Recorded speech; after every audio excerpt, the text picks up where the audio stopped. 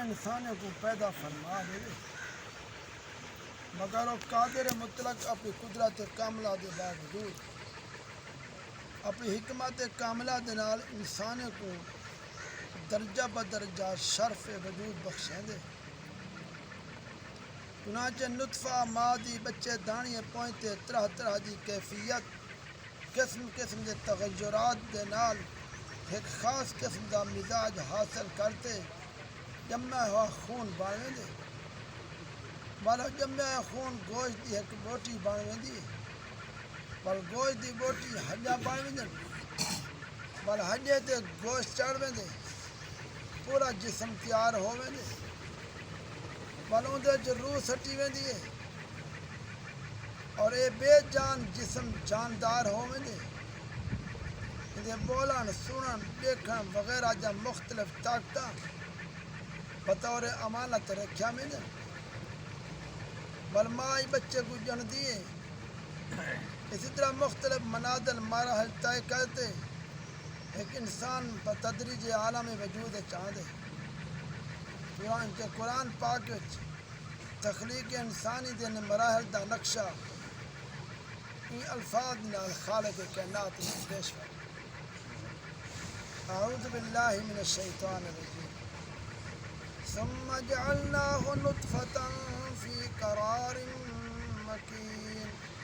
ثم خلقنا النطفة علقة فخلقنا العلقة مضغة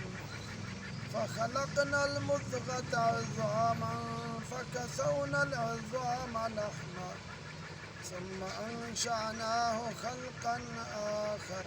فتبارك الله أحسن الخالقين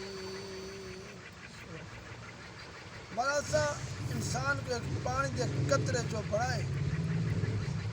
ایک مضبوط ٹھہراؤ رحم دے وچ بڑا سا پانی دے قطرے کو جمع خون بنا دیتے بل جمع خون کو گوشت دی بوٹی بنا دیتی بل گوشت دی بوٹی کو حجا بناتے بل ان حجے کو گوشت پوا دیتے والوں کے ایک بھی صورت اٹھان دیتی ہے تو اللہ بڑی برکت والا ہے سب کے بہتر پیدا فرمانا درس ہدایت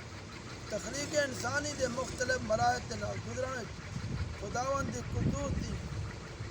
کتنا حکمتاں کیا کیا مصلحتاں پوشیدہ ہیں ان کو بلا سا عام انسان کیا